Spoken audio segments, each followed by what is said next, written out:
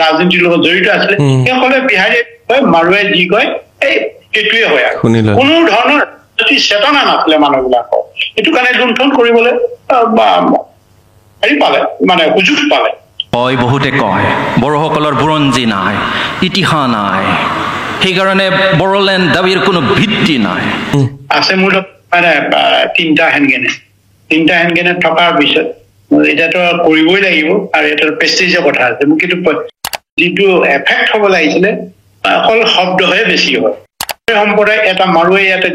বুজে গুজ মেলাৰ পিছত সিহঁতে আৰু দুটা মাৰুৱাই লৈ আহে বিহাৰী সম্প্ৰদায় তেনেকে বঙালী সম্প্ৰদায় কিন্তু আমাৰ অসমীয়া অকল এটা এনেকুৱা স্বভাৱ আছিলে নিজেই অকল মানুহ হ'ব লাগে নিজেই অকল চলিব পৰা মনোবৃত্তিটো আছে বা এতিয়াও আছে সেইটো ক্ষেত্ৰত আমি সেইটো আমি সলনি কৰিব পৰা নাই কিন্তু কেতিয়াও ল'ব নোখোজে বা দিয়া আৰু লোৱা নাই তাত সন্দেহ থাকিবই সন্দেহ কৰিবই খালি যদি ময়ে দিব খোজো আপোনাৰ পৰা মই একো ল'ব নোখোজো তেতিয়াহ'লে আপুনি মোৰ ওপৰত সন্দেহ কৰিবই গতিকে যিবিলাকে নিজকে ডাঙৰ মানুহ বুলি ভাবে ডাঙৰ জাতি বুলি ভাবে আৰু উন্নত জাতি বুলি ভাবে তেখেতসকলে খালি দিলেই নহ'ব ল'বলৈও শিকিব লাগিব সেইটো কাৰণে বন্ধ হৈছিলে প্ৰথম সেইটো ক'লে যে আমাৰ হেৰি হ'ল যে আমাৰতো টেকনলজি তেতিয়া নাছিলে আমাৰ কোনো ৰিচোৰ্চো নাছিলে ইলেকশ্যন বন্ধ কৰিবলৈ কিবা এটা কৰিবই লাগিব কিবা এটা টেকনিকেলি মই ইমান মানে এক্সপাৰ্ট নাছিলো তেতিয়া যেতিয়া মই হয় তাৰপিছত আমাৰ চক্ৰ সিহঁতে দায়িত্ব ল'লে চা আমি এনেকুৱা কৰিম কিছুমান হেণ্ডমেড বম বনালো বা বনা মানে মই বনোৱাত যুক্ত নহয় মোক হেণ্ডমেড চব জেগাতে য'ত কেইবা 5-6 জেগাত মানে বিতৰণ কৰিছে মোৰ হাতত পৰিলে তিনিটা পৰিলে মোৰ হাতত হেণ্ডমেড কোনে কেনেকে বনাবলৈ শিকিলে এইটো জানে আৰু মানে মানুহ আছে গান পাউডাৰ থাকিলে বনাব পাৰে গান পাউডাৰ আৰু লিড কিছুমান দি যাতে কেনেকৈ মানে সংযোজন কৰি যে মানে ফটকা পিষ্টল আছে না তাতে হেৰি চেপেটা ৰঙা হেৰি থাকে না ফুটে আৱাজ কৰিবৰ কাৰণে এইবিলাক কেনেকৈ মানে হেৰিৰ লগত লিডৰ লগত টেষ্ট কৰি পিনি দলিয়াই দিলে যাতে এইটো নিজেই মানে ব্ৰাছ হৈ যায় মানে ফটকাৰ বোমটোৰ পৰা আপোনালোকে অৰিজিনেল বোম বনাইছিলে যিটো খাৰ সেইটোৰ পৰা টেমাত বনাই টেমাত সুমুৱাই তাতে লিডৰ এটা সৰু সৰু লিড থাকে লিড মাজত এটা ৰছীয়ে বান্ধি দিয়া হয় এইটো এতিয়া দলি মাৰি দিয়া হয় সেই লিডটো সংঘৰ্ষ হয় না ৰাস্তাত পকা ৰাস্তাত পেলাই দিলে এইটো ফুটি যাব অট'মেটিকলি জ্বলি যাব না ভিতৰত সেইটোতো একদম প্ৰমাণিক মানে তেনেকৈ বনোৱা হৈছিল বনোৱা হৈ আমাৰ ভাগ হৈ গ'ল এদিনাখনি মানে একেবাৰে তিনিচুকীয়া দায়িত্বটো চিপুৰীয়া লাইনটো মই লৈছো চিপুৰীয়া লাইনটো এইকাৰণে মই লৈছিলো যে তাত হয়তো মই কাম কৰিলে মই বাচি যোৱা মোৰ সম্ভাৱনা বেছি আছে যে পেট্ৰলিংটো অহৰহ পেট্ৰলিং চলি আছিলে তাতে সেইটো কৰি লৈ মেলি একেবাৰে আমি ঠিক 7 বজা 7:30 বজাত ভোট দিবলৈ ওলাইছে 8 বজাৰ পৰা ভোট হেৰি হয় পলিং ষ্টেচন বিলাক অপেন হয় আহিছে একদম বঙালীৰ মানে শব্দ আমৰা ভোট দিম আমৰা বঙালী ভোট দিম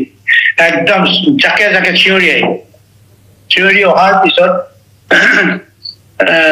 যি ধৰণে মানে হেৰি হ'ল মানে এতিয়াতো এটা ভয়ংকৰ ৰূপ হৈ আহিছে না যি ধৰণে সিহঁতি মাৰ্চ কৰি আহিছে এই মাৰ্চটো যেতিয়া কৰিছে কৰাৰ ভিতৰত মই মাত্ৰ লগত আৰু এজন আজি ভয়তে আঁতৰিলে মানে যেতিয়া হৈ আছে না তেতিয়া দেখিলো এটা যি ধৰণে মানে ইহঁতৰ ভোটাৰ বিলাক ওলাই আহিছে তাতে কোনো সব নন আছামিজ নন ফলগিৰি তাতে কোনো মানে আমাৰ এটাও অসমীয়া মানুহ নাই অসমৰ মানুহ নাই মই দেখিলো এইটো মোৰ লগৰজনো সি আঁতৰি দিলে ভয় খাই বিৰাট ডাঙৰ মফটোৱে আছে মোৰ মানে তিনিটা হেনগেনে থকাৰ পিছত এতিয়াতো কৰিবই লাগিব আৰু এটা প্ৰেষ্টিজৰ কথা আছে মোক কিন্তু নিজৰ আত্মসন্মানটো সদায় মই গুৰুত্ব দিওঁ আত্মসন্মান আঘাত সানিব যে কাম নকৰিলে বস্তু লৈ যদি মই কাম কৰিব নোৱাৰো তেতিয়াহ'লে মই মানে এনে খুব জাহিটো মৰাটো লাভ নাইতো আছে নাই সেইটো কাৰণে নিজৰ আত্মসন্মানৰ ওপৰত ভৰ দি সাহসটো গোটাই প্ৰথমটো মাৰি বিকট শব্দ হৈছে সিহঁতে বঙালীবিলাকে মা গো কোনোবাই খালত পৰিছে কোনোবাই বা গো দা গো কৰি চিঞৰ বাক হৈছে মই আজি বহুত আৰু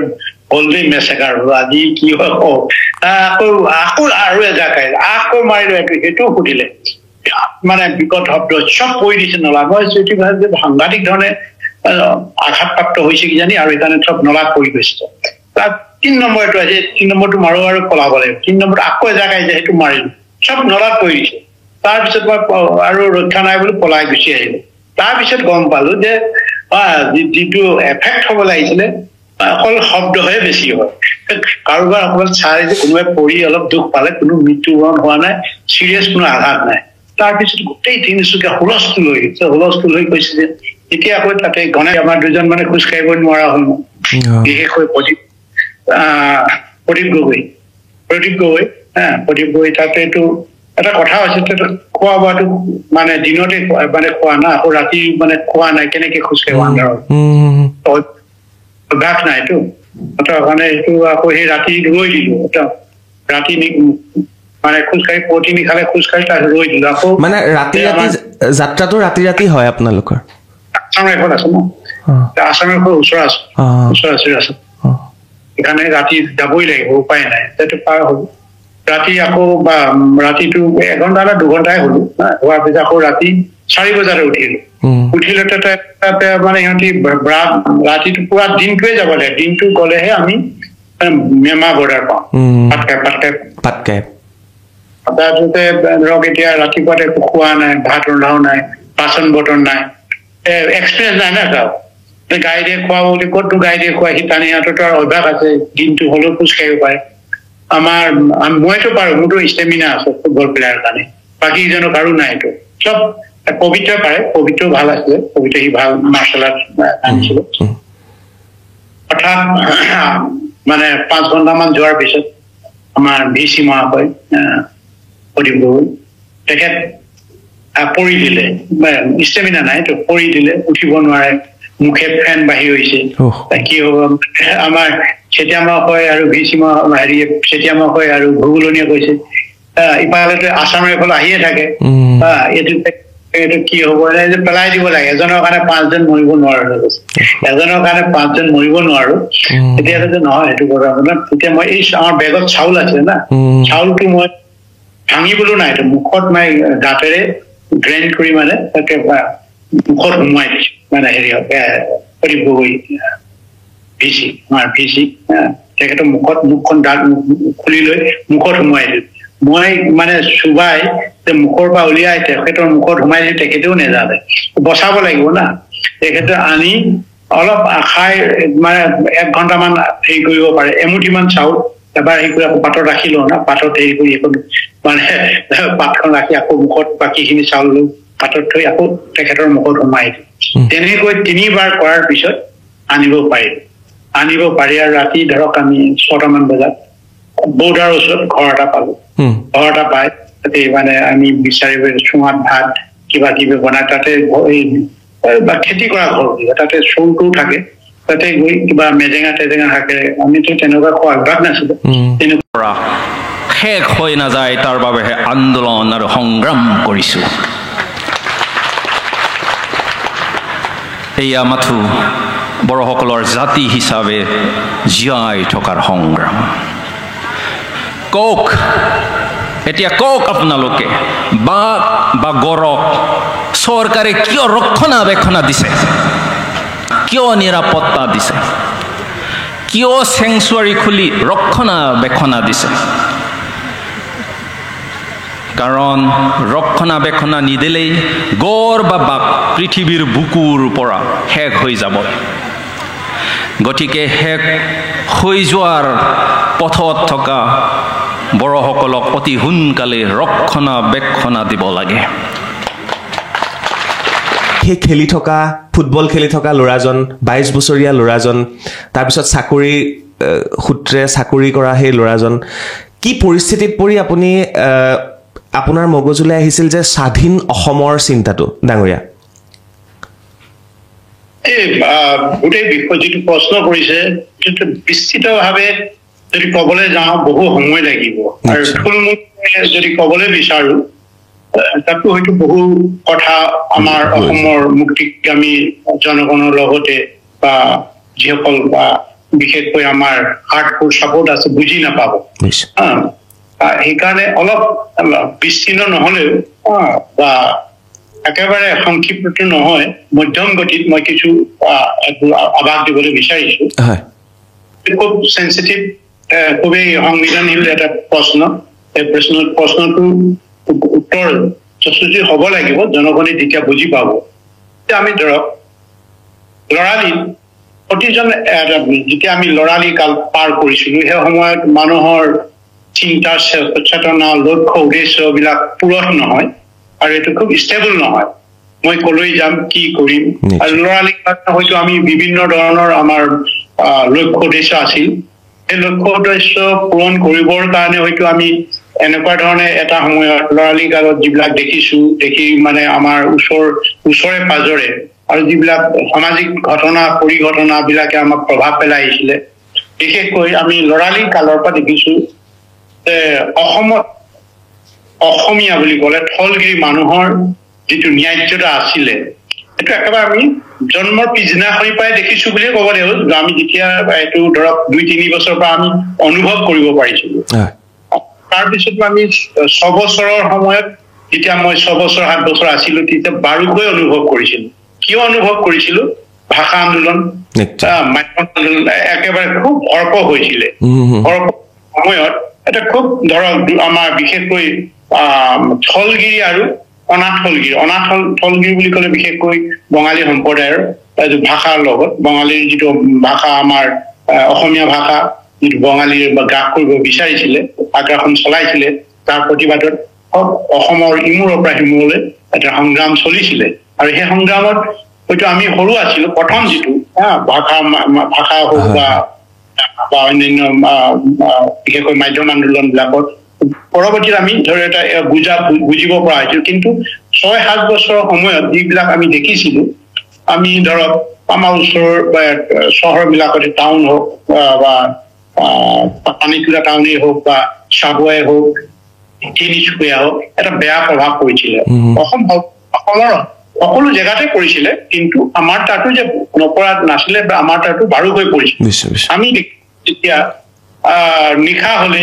গাঁৱৰ মানুহ একত্ৰিত হয় আমাৰ দেউতাহে গৈ মানে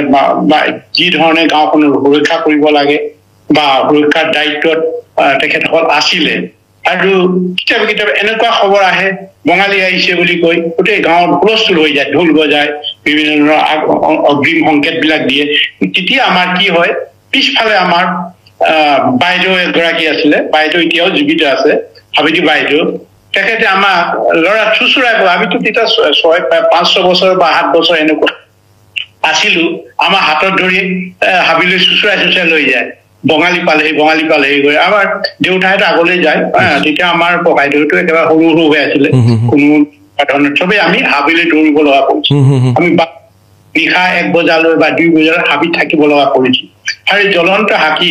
আমাৰ হাবিতি বাইদেউ এতিয়াও জীৱিত আছে ডিব্ৰুগড় আৰু তেখেতৰ সন্তানো অমৰ্মিত হৈছে আমাৰ সংগঠনত তেখেতে ভালকৈ জানে যে আমি কেনেকুৱা এটা পৰিস্থিতি দেখিছো তাৰ আৰু এটা দ্বিতীয় কথা আছে আমাৰ গোটেই অঞ্চলবিলাকত অকল তিনিচুকীয়া বুলিয়ে নহয় গুৱাহাটী হওক লামডিং হওক ডিব্ৰুগড় হওক বঙাই গোটেই অসমৰ সকলো জেগাতে এটা বহিৰাগতৰ যিটো দপদপনি অসমৰ বাহিৰৰ লোকৰ দপদপনি আমি ভালকৈ কথা ক'ব নোৱাৰো সকলোতে ব্যৱসায় বাণিজ্য ভাষা সংস্কৃতি সিহঁতে আগ্ৰাসন চলাই আছিলে আৰু মাজে মাজে আমাৰ খুবেই বেয়া লাগে তবু আমি সৰু ক্ৰমান্বয়ে কথাবিলাক আমি দেখি আহিছো দেখি অহাৰ পিছত আকৌ আহিলে আমাৰ ধৰক আমি বিভিন্ন ধৰণৰ আমাৰ অসমৰ ন্যায্যতা দাবী সংগ্ৰাম তেনেকে শোধনাগাৰ আন্দোলন ভাষা আন্দোলন এইবিলাকতো আমি জড়িত হৈ পৰিলো লাহে লাহে যেতিয়া আমি বা ধৰক হাইস্কুললৈ ঢাপলি মেলিছো আমি সৰুৰ পৰা আমি অনুভৱ কৰিছিলো যে অসমত কিবা হৈ আছে যে অসমৰ মানুহে যে নিপীড়িত হৈ আছে নিৰ্যাতিত হৈ আছে নিজৰ প্ৰাপ্যৰ পৰা বঞ্চিত হৈ আছে এই কথাটো আমি সৰুৰ পৰাই অনুভৱ কৰি আহিছো অনুভৱ কৰা ইয়াৰ লাহে লাহে যেতিয়া আকৌ ধৰক আমি বিভিন্ন সময়ত বিভিন্ন প্ৰান্তত খেলা ধূলাত বিশেষকৈ মানে মনোনিৱেশ কৰিলো কৰাৰ পিছতো আমি একেই সমস্যাৰ সন্মুখীন হৈ আহিছিলো খেলপথাৰতো যেতিয়া মই ৰেলৱে চাকৰি কৰিছিলো খেলপথাৰটোৰ যি ধৰণৰ মানে NFL টিমটো প্ৰাধান্য হয় বঙালীৰ প্ৰাধান্য বঙালীৰ মেজৰিটি হয় ইহঁতৰ কথাৰ মতে সিলেকশ্যন হয় আমি তেতিয়া মাজে মাজে ডিপ্ৰাইভ আমাৰ যদিও আমাৰ যোগ্যতা আছিলে যোগ্যতাৰ ভিত্তিত আমি কৰবাত যে বঞ্চিত হোৱা এনেকুৱা এটা অনুভৱ হৈছিল ইয়াৰ পিছত আকৌ বিভিন্ন ক্ষেত্ৰত লাহে লাহে এইবিলাকতো দেখিলো মানে আমি ওতঃপ্ৰোতভাৱে উদাহৰণ আন্দোলন মই উদাহৰণ আন্দোলন আমাৰ চেতিয়া মহাশয় তেখেতৰ লগতে আমি মানে জেললৈ গৈছো হ'ব পাৰে এদিন হ'ব পাৰে দুদিন হ'ব পাৰে কিন্তু জেললৈ আমাক প্ৰক্ষেপ কৰিছিলে আন্দোলনৰ সময়ত এইটো আমি লৰালি কালত মানে স্কুলৰ যেতিয়া আমি ছাত্ৰ আছিলো বিদ্যালয় বা হাইস্কুলৰ যেটো আমি ছাত্ৰ আছিলো এই আমাৰ হাইস্কুল পানীপলা হাইস্কুলৰ প্ৰায়বিলাক ছাত্ৰ ছাত্ৰী এই আন্দোলন বিলাকত অংশগ্ৰহণ কৰিছিল হয় তাৰপিছতে আমি ধৰক যেতিয়া মানে কলেজৰ দেওনা বা কলেজত হাইস্কুল পাৰ হৈ আমি কলেজত যেতিয়া অন্তৰ্ভুক্ত হলো বা তাতে কলেজীয়া ছাত্ৰ জীৱন আৰম্ভ কৰিছিলো তেতিয়া আমি বিভিন্ন প্ৰান্তত যেতিয়া খেলিবলৈ যাওঁ এই খেলবিলাকতো খেলাৰ সময়তো আমি পাইছো হোৱাৰ পিছতে আমি ধৰক এই খেলাৰ সৈতে তাৰপিছতে আমি গলো বিশেষকৈ বাহিৰত খেলিব গৈছো মণিপুৰত খেলিব গৈছো মণিপুৰত খেলিবলৈ যাওঁতে আমি দেখিছো বা মণিপুৰত যিবিলাক স্বাধীনতাকামী তেতিয়া RPF জন্ম হৈছিলে RPFটো আগতেই কিন্তু UNLF জন্ম হৈছিলে কিন্তু এক্টিভিটিজ যিটো কৰ্মকাণ্ডবিলাক সহজ নাছিলে তেতিয়া প্ৰথমে RPF কৰিছিলে RPFৰ সান্নিধ্যত যেতিয়া আমি খেলি আছিলো আমাৰ সতীৰ্থ এইটো বিমান দাস তেখেত ঢুকালে মণিপুৰতে ঢুকাইছে কি কয় ৰিয়েকশ্যনাৰী গ্ৰুপৰ হাতত তাৰপিছতে বিমান দাস আছিলে অশোক আছে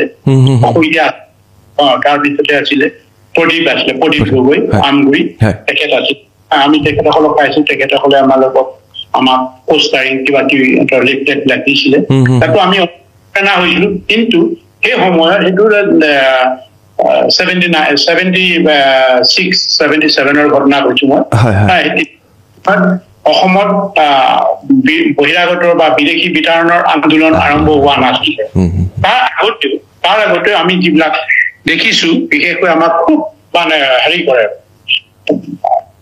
কথা দিয়ে বা আমাক খুব অন্তৰত আঘাত দিয়ে আমি তিনিচুকীয়া চহৰৰ মাজমজিয়াত প্ৰায় কলেজলৈ যাওঁতে আমি পাওঁ যিসকল অনা অসমীয়া মানুহৰ মানে টপটপনি আমাক ভাল ধৰণে সন্মান নকৰে আমি যে মানে ভূমিপুত্ৰ আমাৰ যে ঐতিহাসিকভাৱে মানে আমাৰ ইয়াৰ নিদৰ্শন আছে বিশেষকৈ তিনিচুকীয়াত সেইটোকো আমাক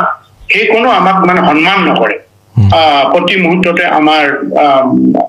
অনা অসমীয়াসকলক মাৰপিট কৰে কি কম অসমীয়াসকলক মাৰপিট কৰে আৰু বিভিন্ন আমাৰ সন্মুখতে তেনেকুৱা ঘটনাবিলাক আমি প্ৰতিবাদ কৰিছো প্ৰতিবাদ কৰোঁতে যিবিলাক আমি সমস্যাৰ সন্মুখীন হৈছিলো মাওকে মানে খেদি আহে আমাক মাৰিবৰ কাৰণে হয়তো কৰবাত আমাৰ কেইজনমান বন্ধুও খুব বেয়া ধৰণে মাৰপিট কৰিছে আঘাত কৰিছে কেতিয়াবা ট্ৰেইনৰ পৰা পেলাই দিছে তেনেকুৱাবিলাক আমি দেখিছো এই ঘটনাবিলাকে কিন্তু আমাক বেয়া ধৰণে প্ৰতিক্ৰিয়া কৰি আহিছে আৰু তাৰ উপৰিও আমি এটা লৰালিতে আমাৰ এইটো মুখৰ কথা ন সত্য কথা আপুনি নিবান বৰা দেৱৰ শহুৰ নিবান বৰা ফুলখালীকে হ'ব ফুলখালী নিবান বৰা হয়তো নিবান বৰাটো তেখেত ডাঙৰ আছিলে বিপেন দত্ত তিনিচুকীয়া তেখেতৰ ঘৰখন খুব সৰ্বান্ত পৰিয়ালৰ আছিলে মোৰ এজন শিক্ষাগুৰু কলেজৰ মানে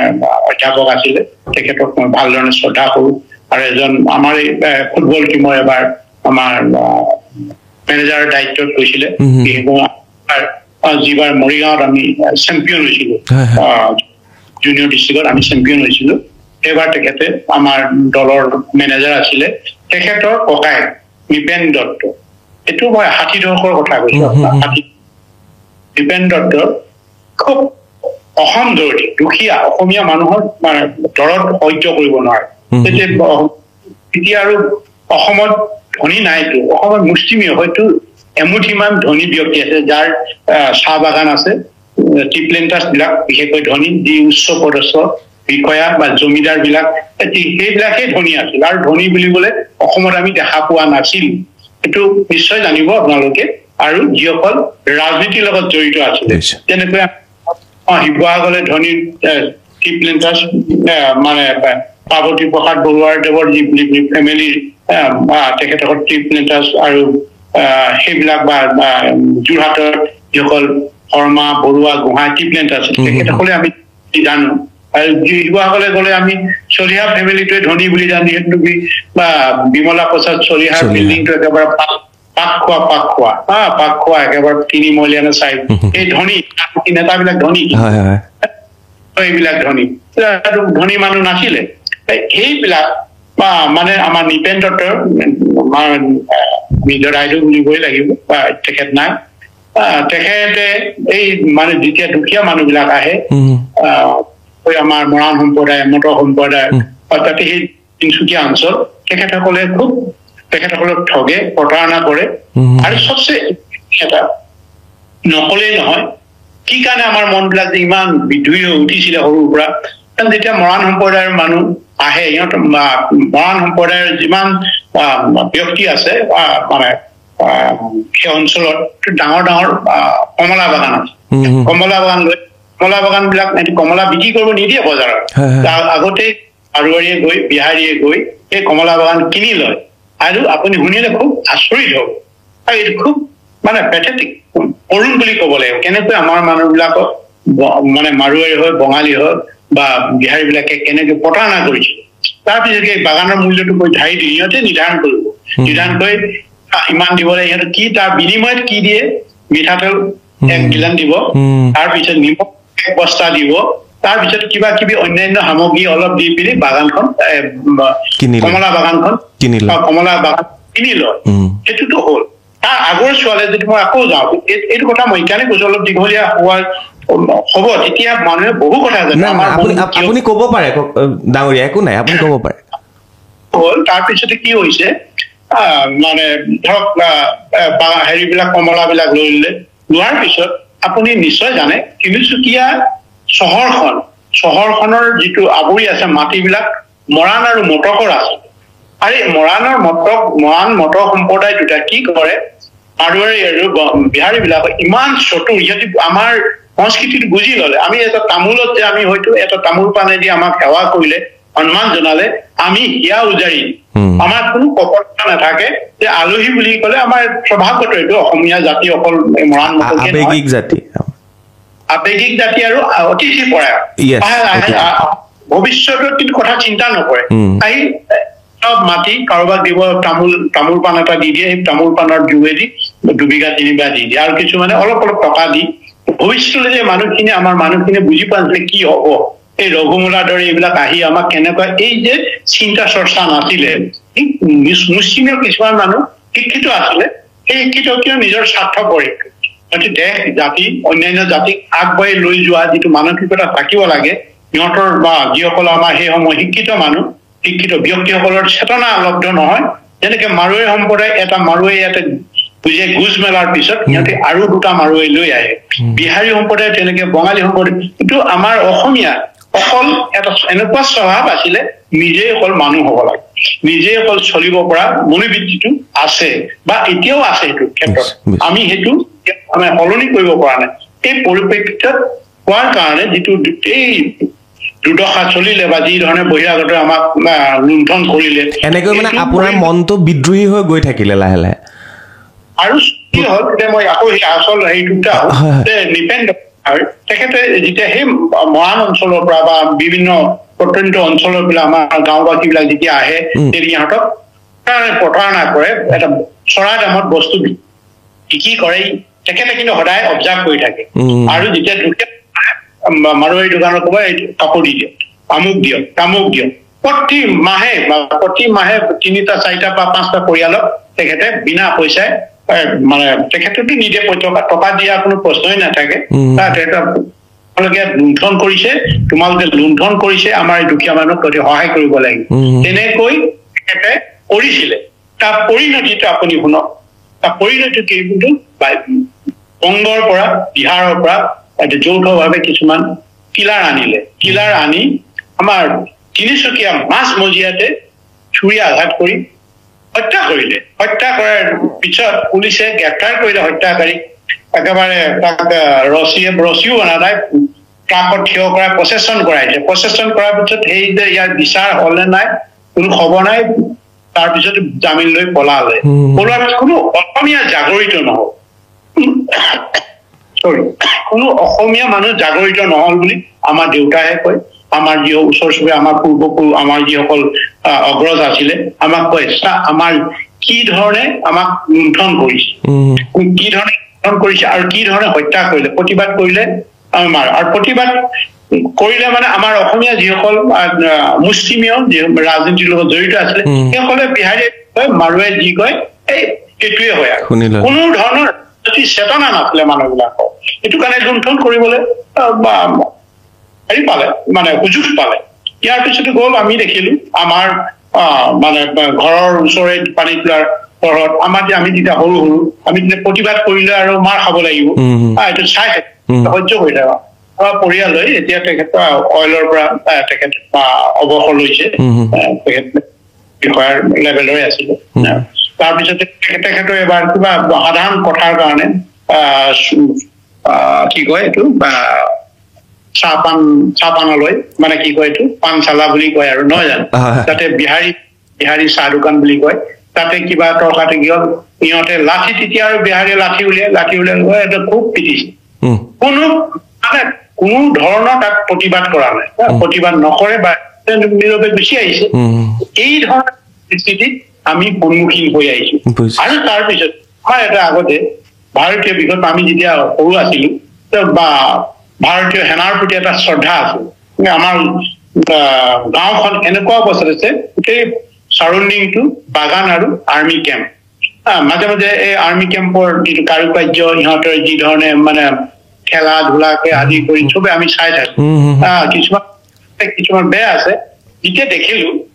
এটা সময়ত আমাৰ এটা সম্বন্ধীয় মানে আমাৰ একেবাৰে খুব নিকটৱৰ্তী সম্বন্ধীয় বুলি ক'ব লাগিব, আমাৰ বৰদেউতাৰ ছোৱালীজনী বিয়া কৰায়, ল'ৰা হিন্দু বুলি কয়, তেখেতক বিনা কাৰণত মানে পুলিচ আৰ্মিয়ে নি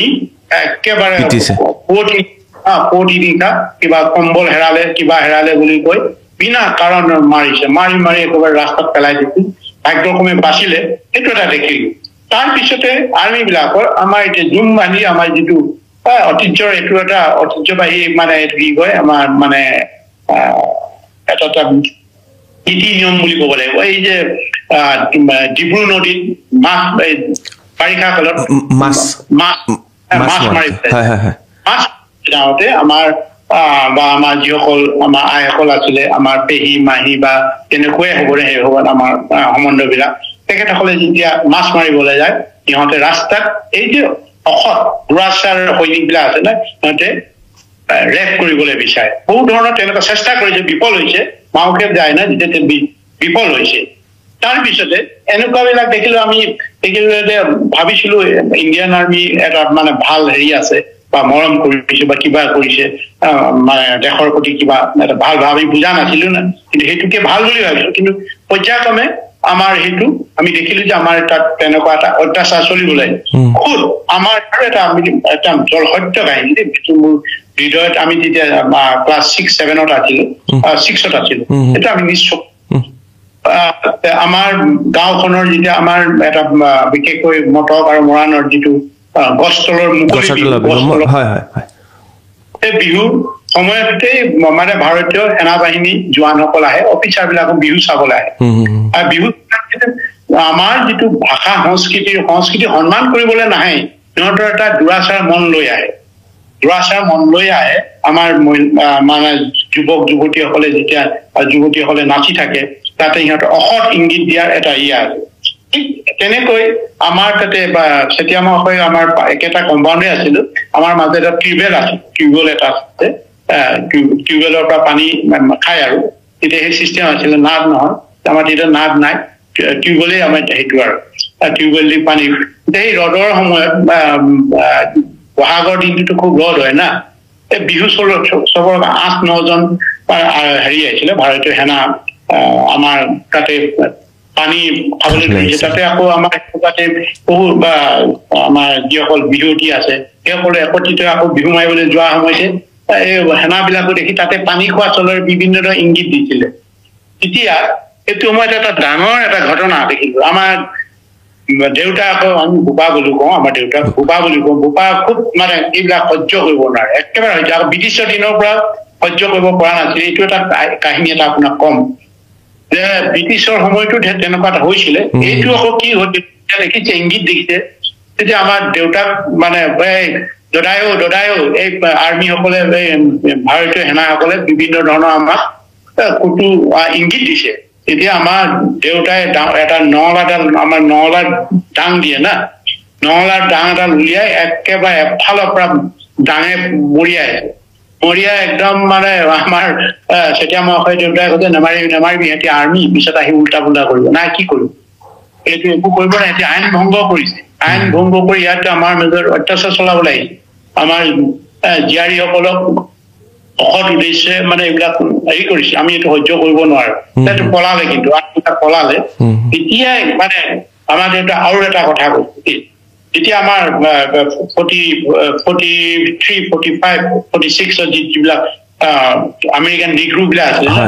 আমেৰিকান বিলাক আমাৰ তাত একেবাৰে দিনজানত ভৰ্তি হৈ আছিল আমাৰ সেই খুব মানে এই যে ধান দোৱাৰ কৰ্প সময় সেইটো সময়ত আছিলে তেতিয়া ধান দাবলৈ যাব নোৱাৰে এই যে ধাননিত মানে নিগ্ৰো বিলাকে পৰি থাকে ঠিক তেনেকুৱা এটা ঘটিছিলে দুটা নিগ্ৰো আহি ধাননি পথাৰত পৰি আছিলে আমাৰ ঘৰৰ মানুহে আহি চবে ৰিপৰ্ট দিয়ে এনেকুৱা আছে গৈ আমাৰ দেউতা আৰু কেইবাজন লৈ গ'ল লৈ বান্ধি আনি একেবাৰে MP চেক পোষ্টত জমা দিয়া আমাৰ দেউতাৰ গাঁৱৰ মানুহে কৈছে তোমাৰ দেউতাই এইটো কৰিছিলে এনেকুৱা সাহসে এইবিলাক কৰিছিলে এইবিলাক পাই আছোতো এইটো কলো তাৰপিছত ভাৰতীয় সেনাবিলাকৰ যি অত্যাচাৰ যি ধৰণে কৰে গাঁৱৰ যোগেদি ঘোঁৰা চলাই ঘোঁৰাৰ গাত ঘোঁৰা মানে যিটো চেকৰণি সময়ত গাত তুলি দিবলৈ বিচৰাও তেনেকুৱা আছে আৰু ৰাস্তাই যেতিয়া আমি যাওঁ আমাৰ বাইদেউসকলে যায় তেতিয়া সিহঁতক অনবৰতে মানে সিহঁতি খুব বেয়া ইংগিত বিলাক দি থাকে আৰু এইটোৰ পৰা আমি একটা অভ্যস্ত হৈ ইমান আমাক হেও প্ৰতিপন্ন কৰে আমাক ইমান মানে নিকৃষ্ট কৰে থাৰ্ড ক্লাছ চিটিজেন আমাক গণ্য কৰে এইবিলাক কিন্তু এতিয়াৰ পৰা আমাৰ উমি জ্বলি আছে ঠিক যেতিয়া আমি সফল হলো খেলা ধূলা হৈ মানে বিভিন্ন সময়ত আমি যেতিয়া আৰ্মিৰ লগত বিভিন্ন ধৰণৰ আৰ্মি শিবিৰ বিলাকত আমি ভাল খেল প্ৰদৰ্শন কৰো বা ইহঁতক এৰুৱা ফুটবলৰ টিম লৈ যাওঁ তেতিয়া কিন্তু এটা ৰেচপেক্ট দিবলৈ ধৰিছিলে তেতিয়া ৰেচপেক্ট দিবলৈ ধৰিছিলে এয়াৰফ'ৰ্চ হওক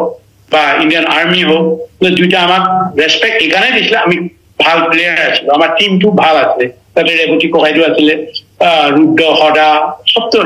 নেশ্যনেল লেভেলৰ প্লেয়াৰ আছিলে বাবুলু এটা সৰু আছিলে যদিও সৰুৰ পৰাই আমাৰ লগত খেলিবলৈ তাক একদম মেচিয়ৰকৈ আমি তুলিছিলো তেনেকৈ আমাৰ ভাৰতীয় দলক প্ৰতিনিধিত্ব কৰা আমাৰ গাঁৱতে আছিলে আৰু অসম জাতীয় দলৰ প্ৰায়বিলাক মানে ভাল প্লেয়াৰ আমাৰ তাৰে ডম্বুৰ ককাইদেউ ডম্বুৰ খনিকৰ তেখেতো আমাৰ সম্বন্ধীয় ৰেৱতী বা অন্যান্য যিটো পৰিৱেশ হৈছিলে সেই পৰিৱেশটোৰ পৰা কিন্তু ভাৰতীয় সেনাসকলে বিভিন্ন ধৰণৰ অত্যাচাৰ চলোৱাৰ পৰা মানে আঁতৰি আছে আমি গাঁওবিলাক আমি একত্ৰিত হল বুজিলো তেতিয়া এই তাৰ পৰৱৰ্তীতে কি হল লাহেকে আকৌ আছু আন্দোলন আহিল তাৰ আগতে কিন্তু এটা মণিপুৰত যিটো হৈ আছিলে মণিপুৰত যি ধৰণৰ স্বাধীনতাৰ সংগ্ৰামৰ মানে জ্বলি আছিলে নগাৰ ভূমি যিটো জ্বলি আছিলে সেইটো আমাৰ গাত লাহে পৰিবলৈ ধৰিলে এই যে অসমত বহিৰাগত মানে অত্যাচাৰ চলোৱা আমাক বঞ্চিত কৰি সিহঁতে সুযোগ সুবিধাবিলাক লোৱা এই পৰিৱেশবিলাক আমি দেখি আছো আমাৰ এই বিবেকত এক আঘাত আনিছে আমাৰ বুজিছো কাৰণ বিবেকৰ দুৱাৰখন তেতিয়া প্ৰায় সৰুৰ পৰা খুলিছিলে তেতিয়া মেচিয়ৰ হোৱা নাছিল যেতিয়া আমি দেখিলো ইয়াত সংঘবদ্ধভাৱে যাব লাগিব সংঘবদ্ধভাৱে আমি ইয়াক প্ৰতিবাদ জনাব লাগিব লাহেকৈ তেতিয়া আপুনি দেখিলে 79ত যি আছুৰ আন্দোলন হ'ল লগে লগে মানে সহস্ৰ সংগ্ৰাম হ'ল প্ৰথম আহি কৰিছিল কিন্তু স্বাধীনতাৰ যিটো প্ৰসংগত 79ত এখিনি আমাৰ অগ্ৰজ যিসকল আছিলে তেখেতসকলে উদ্যোগ ললে হাতে কামে তেতিয়া লোৱা উদ্যোগে লৈছে উদ্যোগটো আমি কেইজন মানে তাতে ইয়াক মানে কাৰ্যকৰণত আমি যে লাগি পৰিলো প্ৰথমে তেখেতসকলে আমি কি কাৰণে সন্মান দিছো তেখেতসকলৰ আইডিয়াটো মানে এই আইডিয়াটো প্ৰতিষ্ঠা কৰিছে স্বাধীনতাৰ আইডিয়াটো প্ৰতিষ্ঠা যিসকলে কৰিছে তেখেতসকলক আমি সদায় সন্মান দি আছো আৰু সন্মান দিমেই যে এই যে স্বাধীনতাৰ চিন্তাটো আমাৰ মাজত সোমোৱাই দিলে আমিও ভাবো এইটো যে স্বাধীনতাটো আমাক লাগে কি কাৰণে লাগে এইবিলাকৰ ইমান বিস্তৃতভাৱে নিদিলেও আপোনালোকে বুজি পাইছে কি কাৰণে এই আমাৰ পৰিৱেশ হৈ আছে আৰু এই কাৰণে আমি সংযুক্ত মুক্তি বাহিনী অসমত অংশগ্ৰহণ কৰিলো অংশগ্ৰহণ কৰাত এইটো মানে হয়তো কোনোবাই ক'ব ফাউণ্ডাৰ বা কোনোবাই কিন্তু সহস্ৰ সংগ্ৰাম আমিয়ে প্ৰথম পাতনি মেলা আমিয়ে পাতনি আমাৰ অগ্ৰজসকলে কিন্তু এই যিটো আইডিয়া যিটো নেকি মানে আমাৰ ভিজন চিন্তাটো কিন্তু প্ৰথম উদ্ঘাটন কৰিছিলে আমাৰ যিসকল অগ্ৰজ আছিলে এতিয়া ক'ব লাগিব আমাৰ কৈ সুৰেন দিঙীয়া ডাঙৰীয়া বুধেশ্বৰ গগৈ তাৰপিছত ভদ্ৰেশ্বৰ বুঢ়াগোহাঁই ভূপেন বৰগোহাঁই আৰু হোমেশ্বৰ গগৈ তেখেতে তাৰপিছত আমাৰ মৰাণৰ বুদ্ধেশ্বৰ গগৈ আছে তেওঁলোক আছেনে এতিয়া আছেনে তেওঁলোক ধৰক এতিয়া ভূপেন বৰগোহাঁই হোমেশ্বৰ বৰগোহাঁই মহেশ্বৰ বৰগোহাঁই তেখেত দুইজনেই ঢুকাইছে তাৰপিছত আমাৰ বুদ্ধেশ্বৰ গগৈ তেখেতো আৰ্মীয়ে তেখেতক হত্যা কৰিছে তেখেত ঢুকাইছে তাৰপিছতে আমাৰ ফুকন মামা নামটো এতিয়া মানে ফুকন মামা ডিমাপুৰত আছিলে হিমন্ত ফুকন তেখেত এতিয়া জীৱিত আছে সুৰেন দিঙীয়া দেৱ এতিয়াও জীৱিত আছে সোণাৰাম গগৈ প্ৰফেচাৰ গোলাঘাটৰ তেখেতো এতিয়া জীৱিত আছে আৰু তেনেকৈ ধৰক ডক্টৰ হাজৰিকা নকুল হাজৰিকা তেখেত আমাৰ মাজত নাই মুহি গগৈ তেখেত মুহি শইকীয়া বোধয় আৰু হেম বৰাদেৱ তেখেত মিঠাই পুখুৰী তেখেত আছে নাই মানে আমি পোৱা নাই তেখেত হয়তো থাকিবও পাৰে তেখেতসকল ফাউণ্ডাৰ আমাৰ চেতিয়ামা সেই ফাউণ্ডাৰ লেভেললৈ আছিলে এই তেনেকৈ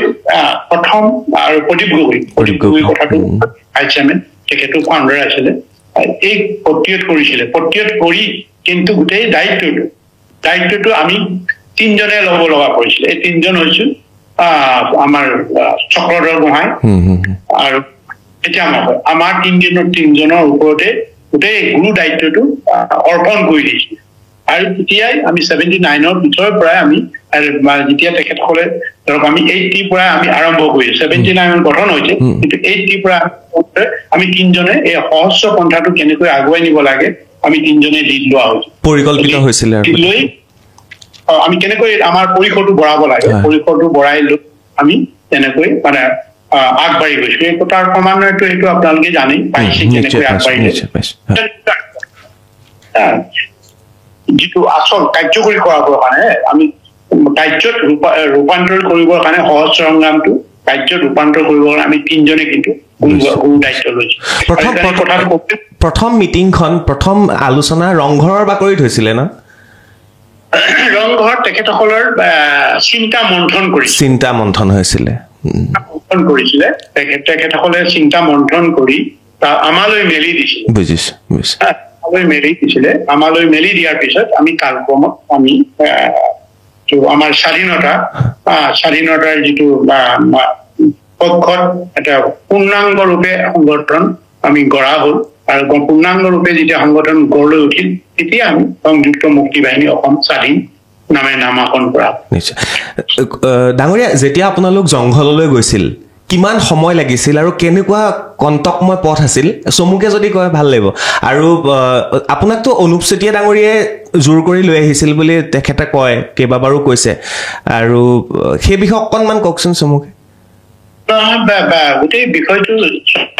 কাৰো কোনো মানে আমিতো তেতিয়া মেচিয়ৰ আছো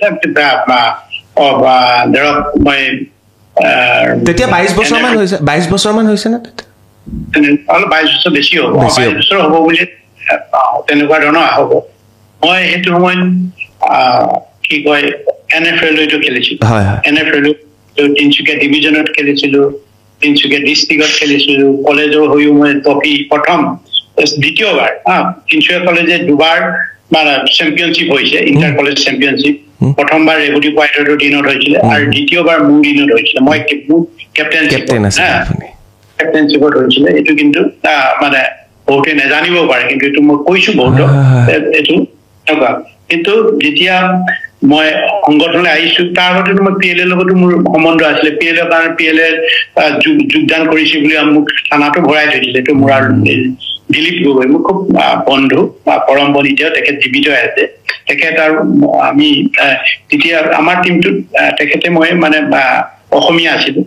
অসমীয়া বুলি শনিপুৰত খেলিব গৈছিলো খেলিব যাওঁতে আমাক এইবিলাক লিফলেট দি পঠিয়ালে সেইবিলাকৰ ভিত্তিতে আমাক মানে হেৰি গ্ৰেপ্তাৰ কৰিছে কিন্তু মোৰ ভাল আৰু যিসকল আমাৰ শিক্ষাগুৰু আছিলে তিনচুকীয়াৰ স্পৰ্টছ এছ'চিয়েশ্যনে মোক এদিনতে বেল দিয়াৰ ব্যৱস্থা হ'ল হয়তো তেখেতসকলে যদি মোক সহযোগ নকৰিলে মই ওলাব নোৱাৰিলো হয়তো জেলতে সোমাই থাকিব কৰিলে কিন্তু সেই কথাটো এতিয়া মোক হয়তো ক'ব পাৰে যে কোৱাৰ অধিকাৰ আছে তেখেত যিহেতু নেকি তেখেতে ফাউণ্ডাৰ না তেখেতৰ হেৰিটো দেখিছো বা বিভিন্ন লগত জড়িত থকা কিন্তু আমিও প্ৰথম PLA হয়তো এটা অসমত জন্ম হলে আমি PLA লগত অসমত যেতিয়া স্বাধীনতা কৰ্মী সংগঠন জন্ম হৈছে PLA যোৱাৰ এইটো আৰু কথা থাকিব নোৱাৰে নহয় জানো অসমৰ মুক্তিৰ কাৰণে আমি অসমক ভাল পাওঁ প্ৰথম অসমতে আমি প্ৰথম কৰিলো কৰাৰ পিছতে যেতিয়া আপুনি দেখিছে আমি ধৰক 97ত মানে যেতিয়া হৈছে অকল মানে অৰ্গেনাইজিং অৰ্গেনাইজিং হৈছে এইটো গোটেই আমাৰ অঞ্চলতে হৈছে আমাৰ অঞ্চল ডিব্ৰুগড় যোৰহাট তিনচুকীয়া বা লখিমপুৰ এই জেগাতে মানে লখিমপুৰতো হোৱা নাই এই তিনিখন জিলাতে যোৰহাটলৈকে মানে গোলাঘাট যোৰহাট ডিব্ৰুগড় তিনচুকীয়া শিৱসাগৰ 5খনত ইয়াৰ কাৰ্যবিধিটো ব্ৰতি আছিল তাৰপিছতে যেতিয়া সেইটো কিন্তু ইয়াত সামৰিক ৰূপ দিবলৈ পোৱা নাই তাৰ লগে লগে যেতিয়া নেকি আৰু এটা মানে কাৰকে তাতে মানে বাধা দিছিলে বাধা দিয়াটো 1976ত হেৰি হ'ল শ্বিলং এখন নাগালেণ্ড আমাৰ তাই আছিলে NNC লগত NNC যেতিয়া ভাগ হৈ গ'ল NNC ভাগ হৈ গ'ল সিহঁতৰ ভিতৰত মাৰ্চেল ল হ'ল সিহঁতৰ লিডাৰক এৰেষ্ট কৰি ৰাখিলে বিশেষকৈ NNCয়ে আমাৰ স্বৰ্গগামী আফলান বাবা ইছাকু তেখেতো বা চেয়াৰমেন আছিলে লগতে কুইবা ডাঙৰীয়া এতিয়াও তেখেত জীৱিত আছে তিনিজনক এৰেষ্ট কৰি ৰাখিলে NNCয়ে তাৰপিছত তেতিয়া আৰু সেই সময়ত আমাৰ যোৱাৰ যি প্ৰস্তুতি চলাবলৈ বিচাৰিছিলে সেইটো একেবাৰে টোটেলি ডিফাং হ'ল চব হতাশাত ভুগিল সেইটোৱে 97ৰ যিটো 76ত শ্বিলং একৰ্ড হ'ল এই শ্বিলং একৰ্ডৰ পৰা আমাৰ বিশেষকৈ আলফা মানে লগত যিটো যুগহত্য আছিলে নগা আমাৰ স্বাধীনতাকামীসকলৰ এই ৰাস্তাটো মানে বন্ধ হৈ গ'ল টোটেলি বন্ধ হৈ গ'ল আমিও এবাৰ কৰিছিলো আমাৰ কি কয় চেতিয়ামাখৈ মই তাৰপিছতে আমাৰ জিতেন ৰাজকুমাৰ এতিয়া তেখেত হেণ্ডিকেপ হ'ল তেখেতে আমাৰ সংগঠনৰ চেয়াৰমেন হ'ল সেইটো সময়ত খুব ভাল আছিলে এতিয়াও আমাৰ অৰবিন্দ ৰাজখোৱা পৰিয়াল তেখেত আৰু প্ৰভাত আছিলে প্ৰভাত কোঁৱৰ আমি 5জন লগতে ভট্টেশ্বৰ বুঢ়াগোহাঁই আপুনি নিশ্চয় চিনি পায় অসম বিধানসভাৰ স্পীকাৰ আছিলে বোধহয় ভট্টেশ্বৰ বুঢ়াগোহাঁই নাম জানে নেজানো ভট্টেশ্বৰ বুঢ়াগোহাঁই ঢুকাল এজিবি দিনত তেখেতৰ নেতৃত্বত এইটো খুব ইণ্টাৰেষ্টিং এইটো নকলে আপুনিও ভাল পাব বহু কথা জানিব লাগে চেতিয়ামাখৈ মই তাৰপিছতে আৰু মানে প্ৰভাত আৰু জিতেন ৰাজখোৱা 4জন আৰু আমাৰ মানে কি কয় ভট্টেশ্বৰ বুঢ়াগোহাঁই তেখেত অভিজাত্য ধৰ্মত থাকে তেতিয়াৰ পৰা লিডাৰ বেলেগ এটা দিয়ে তাৰ মানে তেখেতৰ ওচৰলৈ কোনো যাব নোৱাৰিব, তেখেতৰ পাৰ্মিশ্যন নোৱাৰিব। আমি গৈছিলো একেখন ট্ৰেইনত, আৰু খুব মানে মানে ইণ্টাৰেষ্টিং ঘটনা। সেই সময়তো মই মোৰ লগত NFL যিমান বিলাক আপটো লামডিঙলৈকে, লামডিং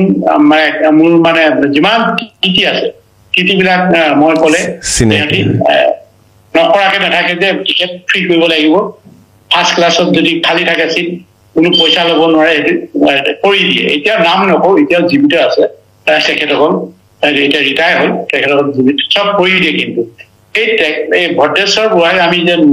হেৰিলৈ আহিছো ডিমাপুৰৰ পৰা মানে তেখেতসকলে হেৰিলৈ NNC হেডকোৱাৰ্টাৰ নিব বুলি কৈছে, কিন্তু আমাৰ সেই সময় সেই নলেজ বিলাক নাছিল যে কি হয় উত্তৰ পূৰ্বাঞ্চল বিশেষকৈ NACN-ৰ ভিতৰখন কি হৈ আছে। আমি সেই সময়তো ইমান হেৰি নকৰে, লিখা মেলা নকৰে, আৰু ৰেডিঅ'টো এইবিলাক ঘোষণা কৰে, তাৰ সময় শুনিব থাকে। আমি আৰু যে লিডাৰৰ মানে একান্ত ভক্ত না, এটা হাইলি এডুকেটেড মানে লয়াৰ হয়, চিনি পায় একদম, মানে বিশেষকৈ অভিজাত্য পৰিয়ালৰ পৰা আহিছে, তেখেতৰ সন্মান কৰি গৈছো। আৰু তাৰপিছত যেতিয়া উঠিছে, মানে শিমলুগুৰিৰ পৰা উঠিছে, কিন্তু ফাৰ্ষ্ট ক্লাছ দবাটো মই এৰেঞ্জ কৰি দিছো। তেতিয়া মই কৈছো আমি তেখেতৰ লগত তেতিয়া মই আমাকতো বহিব নিদিয়ে তেখেতে, হব। এইবাৰ জিতেনে আৰু প্ৰভাতে বেলেগকে বহিছে, আহিছো। তাৰ পিছতে আমি এবাৰ খবৰ লৈ আমি খবৰ লৈ গৈছো, ভালে আছে, মোৰ ওচৰত তোমাক কিয় আহিছ, চিকটি লিক হৈ যাব, চিকটি লিক হৈ যাব বুলি কৈছে। তেতিয়া মই ইয়াৰ খুব লিডাৰ হোৱাই নাই বোলে, ইয়াৰ কোপনি খুব আমিয়ে বনাই দিলো, চব ফ্ৰী, অহা যোৱাটো ফ্ৰী হৈছে, এই কৰি দিয়া হৈছে। এতিয়া আমাক আৰু ফাৰ্ষ্ট ক্লাছ কোচটো সোমাব নিদিয়ে, আমি আৰু কৰো কেনেকে, যুঁজ কৰো, আমাৰ শোভা নাপায় না। মইতো সেই ৰেলৰ মানে হেৰি কি কয়, মোৰ কেছ হ'ল না, এটা ডাঙৰ ভয়ংকৰ কেছ এটা হ'ল, মানে কলনীত এই আন্দোলনৰ কাৰণে বিৰাট ভয়ংকৰ কেছ। মই ইস্কণ্ডেড হলো, মোৰ মানে ফ্ৰী। তেতিয়া বিলাক আগৰ দৰে ইমান এতিয়া যেনে বিস্তৃতভাৱে মেলি দিব নোৱাৰে সকলো প্ৰান্ততে, তেতিয়াহে সেইটো কাৰণে আমাৰ কাৰণে ভাল হৈছিলে। আৰু যিসকল আমাৰ ৰেলৱে কৰ্মী আছে মোক খুব ভাল পায়, প্লেয়াৰ আছে, খুবেই ভাল, সৰু ডাঙৰ বিলাকে মোক মৰম কৰে আৰু সহায় কৰে। আহি ডিমাপুৰত নামি হলো। আৰু তাৰপিছত ডিমাপুৰত নামি তেখেতে হোটেলত উঠিলে, হোটেলত উঠি মানে একদম ৰজাৰ দৰে আছে। আৰু আমাৰ মাতিলে, যদি বিনা অনুমতিত মোৰ ৰুমলৈ আহিব নোৱাৰে। আমি তেতিয়া আমাৰ এই যে কৈছো, আমাৰ ফাউণ্ডাৰ আছিলে হিমন্ত ফুকন মামা বুলি কওঁ, তেখেত একেবাৰে কোঅপাৰেটিভ বেংকত আছিলে, তেখেত সাংঘাতিক ধৰণৰ মানুহ, দয়ালু মানুহ, মানে তেখেতৰ হৃদয়ত এনেকুৱা ওচেন গ্ৰেছ বুলি ক'ব লাগিব, তেখেতৰ হৃদয় ওচেন গ্ৰেছৰ এনেকুৱা ধৰণৰ সীমিত দৰমহাৰে আমাক কোনো দিন তেখেতে মাছ মাংস নোহোৱাকৈ খাব দিয়া নাছিল। প্ৰতি সাঁজতে মাছ মাংস দিয়ে। ইভেন আমি তাতে জয়নাথক পাইছো, একেটা ঘৰতে জয়নাথ আছিলে, ভিগু, তাৰপিছত আমাৰ দিগেন বৰা আৰু বহুত ভিগুতে আজি চবেই আমি তাতে আড্ডা, আমাৰ তাতে কিবা আছো। আৰু আমাৰ একেটাই লক্ষ্য না, যিকোনো কমন এনিমিৰ কাৰণে। আৰু এই আমাৰ হিমন্ত ফুকন মামা, তেখেতৰ ঘৰটো হৈছে চেণ্টাৰ হৈছে আংগামী ফেমিলি এটাৰ পৰিয়াল, কম্পাউণ্ডাৰ আছে। সেই আংগামী পৰিয়ালটো কিন্তু ফিজুৰ ৰিলেটিভ, এটা বিশাল কম্পাউণ্ড আছে, 5 মাইল না 4 মাইল বুলি ক'ব, এটা বিশাল কম্পাউণ্ড এটা আছে, পাহৰি গলো জেগাটো। খুব বুঢ়া যেন তেখেত খুব মৰম। আমাৰ তেখেত আকৌ আৰু এটা কথা, যিজন আছিলে আংগামী আছিলে, কি আংগামী নাম, তেখেত আছে অসম সাহিত্য সভাৰ আজীৱন মেম্বাৰ আছিলে। এইটো এটা খুব ডাঙৰ কথা, অসম সাহিত্য সভাৰ আজীৱন মেম্বাৰ আছে আংগামী মানুহ, ইমানে উন্নতি। সেইজনে আমাক ভাল পায়, তেনে থাকো। এই ধৰণে আহি আৰু হোৱাৰ পিছত আহিলে যে ইফালে আহিছে, এতিয়া যাব লাগে, টকা পইচা মানে যেতিয়া মই সুধিছে ভদ্ৰেশ্বৰ বুঢ়াগোহাঁই, তাতে বেৰিষ্টাৰ মানুহ হয় নে বাৰু, লয়াৰ হয়, এনেকুৱা ধৰণৰ মানে শিক্ষিত মানুহ আৰু ধনী মানুহ, পইচা 1 টকা খৰচ নকৰি আমাৰ জিতেনে ইহঁতৰ সপ্তৰথী হোটেল এখন আছিলে লাখুৱাত, সপ্তৰথী হোটেলৰ যিমান লাভ হয় গোটেই লাভটো জিতেনে লৈ আহিছে। যেতিয়া ৰাস্তাত প্ৰথম চিলেক্ট কৰিলে মানে দুজন গৈ আহক চাই আহক ৰাস্তাটো, জিতেন আৰু প্ৰভাত গ'ল টকাটো লৈ ল'লে জিতেনৰ পৰা ল'লে 35,000 সেই সময়ত 25,000 মামুলি কথা নহয় দেই 35,000 মানে 9 or 70 এইটো 79 80 34,000 to মামুলি কথা নহয় এটো লৈ ল'লে লৈ মানে তাৰ পিছতে যেতিয়া মই মোৰ লগত 3,000 আছিল তেতিয়া মোৰ লগত 4,000 এতিয়া মই কৈছো আপুনি নিদিব গিলিব আমি গম পালো খুব পানী খাই তাতে বম হৈ থাকে তাৰপিছত লাইফ ষ্টাইল দেখিলোতো নহয় ইটো আমাক প্ৰতাৰণা কৰিব ইটো নিজৰ এক পইচা খৰচ নকৰে আমি ইমান কষ্টৰে লৈ অহা টকাটো এসময়ত 3,000 টকা গোটোৱা মামুলি কথা নহয় নিজৰ মানুহে কোনো দান বৰঙণি নাইতো কোনো দান বৰঙণি নাই এই অৱস্থাত সেটা কিন্তু ঠিক কথা কৈছে তই ঠিক কথা কৈছে পইচাটো নিদিও আমি বেলেগ কামত আমি কিবা কিনিম মানে আমাৰ সেই আৰু যিটো লাগে আমাৰ কাৰণে সেইটো কিনিম সেইটো কৈ আমি টকাটো নিদিলো না টকাটো নিদি আমি মানে হেৰি কৰি বিৰাই দিতে কিয় নিদিয়া পইচাটো আমি কৈছো এইটোতো 34 ল'লে সেইটো ঘূৰি আহকচোন তেতিয়া আমি চাই লওঁ তাৰপিছত দিনৰ পিছত খবৰ আহিলে নাই বোলে ৰাস্তা বন্ধ তাৰপিছত পইচাটো কি হ'ল পইচাটো নাই বোলে সি সোণ কিনিম বুলি কৈ সি লৈ ল'লে সোণ সংগঠনৰ কাৰণে সোণ কিনিম বুলি কিমান লোভী মানুহ ক'বলৈ বেয়া এইটো সত্য কেনেকে আমি কেনেকুৱা লিডাৰৰ যুগত লিডাৰৰ কাৰণে আমি পতিত হলো আমি লিডাৰৰ কাৰণে আমিতো লিডাৰ হ'ম বুলি অহা নাই সংগঠন কোনো কালে এদিকে প্ৰাণ সৈনিক হৈ আমি মানে অংশগ্ৰহণ কৰিছো আমাৰ সৰ্বোচ্চ একদম দি আমাৰ সংগঠনে সেৱা হ'বৰ কাৰণে আমি ওলাই আহিছো আৰু যেতিয়া লিডাৰ দেখিলো তেতিয়া মই ক'লে ঠিক আছে আমি গৈ দুটাই আহি টকাই মিলি কিবা কিবি মানে ধৰক এটা পিস্তল কিনিছিল তেখেতে মই তাতে ডিমাপুৰতে কিনিছিলে ডিমাপুৰৰ পৰা আকৌ লৈ আহিছো কিমান মান টকা লৈছিলে তেতিয়া সেই পিস্তল 3,000 লৈছিলে 0.22 পিস্তল ইটালিয়ান মেড খুব ভাল ইটালিয়ান মেড আছে আমি 3,000 কিনি আনি তাৰপিছতে সেইটোৰ পৰা সেইটো আৰু খুব মানে আমাক ফাৰ্ষ্ট্ৰেটেড কৰিছে মানে অৱশ্যে আমি এইটো মানে এটা যে হতাশাত ভুগিব লাগিব ইমান মানে শিক্ষিত মানুহে যে আমাক প্ৰতাৰণা কৰে টকাৰ প্ৰতি লোভ আছে গম পাই গলো না গম পোৱাৰ পিছতে নহয় সিহঁতৰ দ্বাৰা নহব তাৰপিছতে গৈ সেইটো আৰু NSCNটো NNC যেতিয়াতো একেবাৰে খুব হুলস্থুল লৈ আছে তাৰপিছতে 80 সিহঁতে সংগঠন কি কয় মানে যেতিয়া 79 তাৰ পৰা ইহঁতক উদ্ধাৰ কৰিলে বাবা খাপলাঙে এই কি কয় মুইবা ইছাক দুইজনক তেখেতে উদ্ধাৰ কৰিলে বাবাই খাপলাঙে কৰিলে কিন্তু এই এৰিয়াটো আছে উদ্ধাৰ কৰি নিজৰ লগত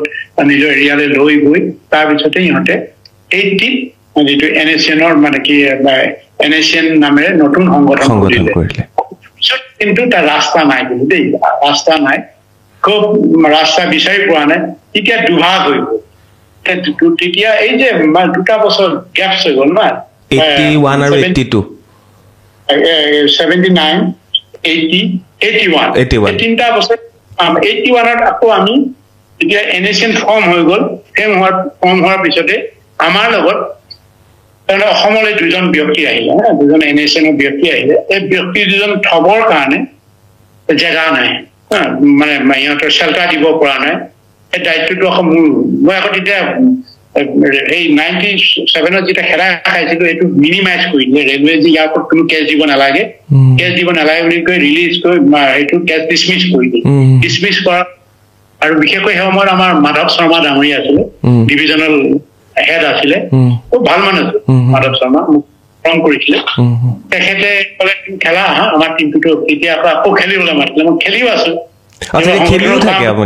খেলিও থাকে সংগঠনৰ চলাই আছে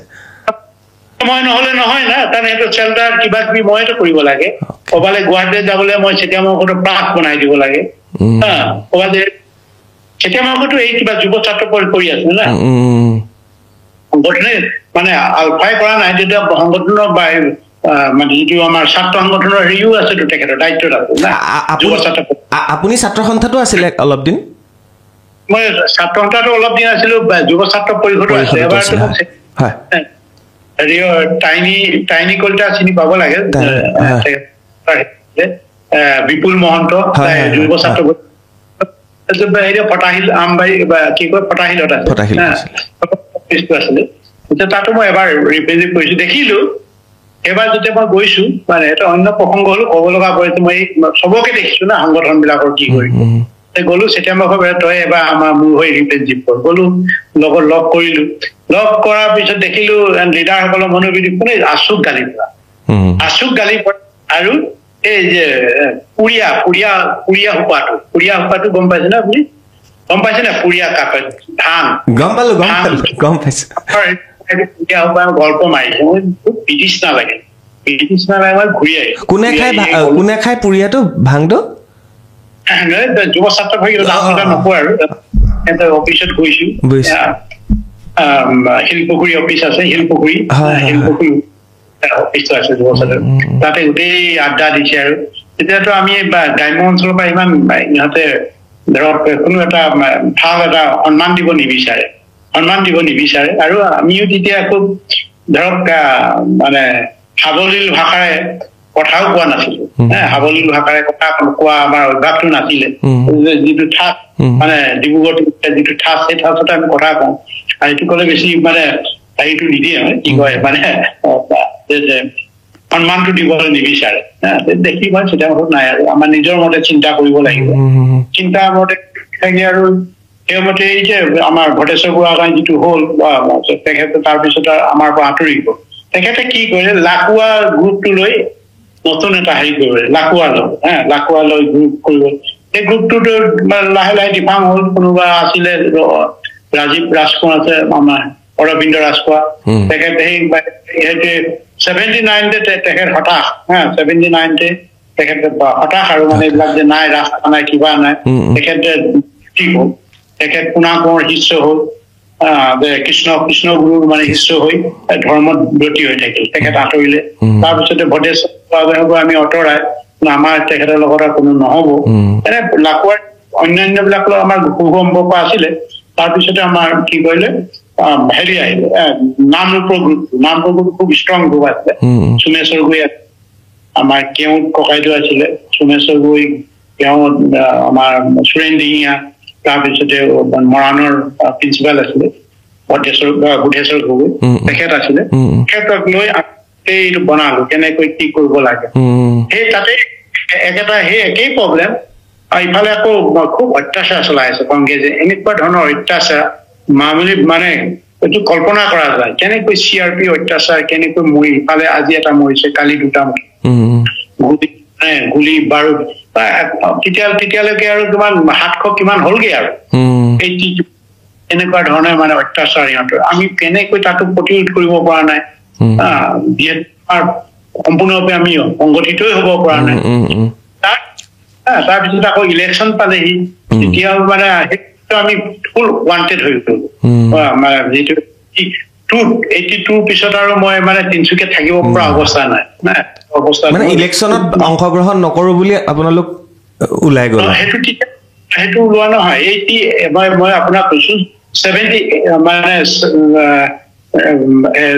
কি কয় 1982 পৰা মই মানে হেৰি হ'ব পৰা নাই 82 তাৰপিছতে 83 ইলেকশ্যন হৈছে হয় নে বাৰু সেই সময়তো উপায় ইফালে ৰাস্তা বিচাৰি পোৱা নাই আমি ল'ৰা সব এগ্ৰি মানে ৰেডি কৰি দিছো সকলো জেগাত কেতিয়া যাব কোনো সব মানে সকলোৱে মানে তাতে ব্যৰ্থ ৰাস্তা নাই বুলি কোনো নাই আৰু মানে সবেই হতাশাত কিন্তু ইলেকশ্যন অহাৰ পিছত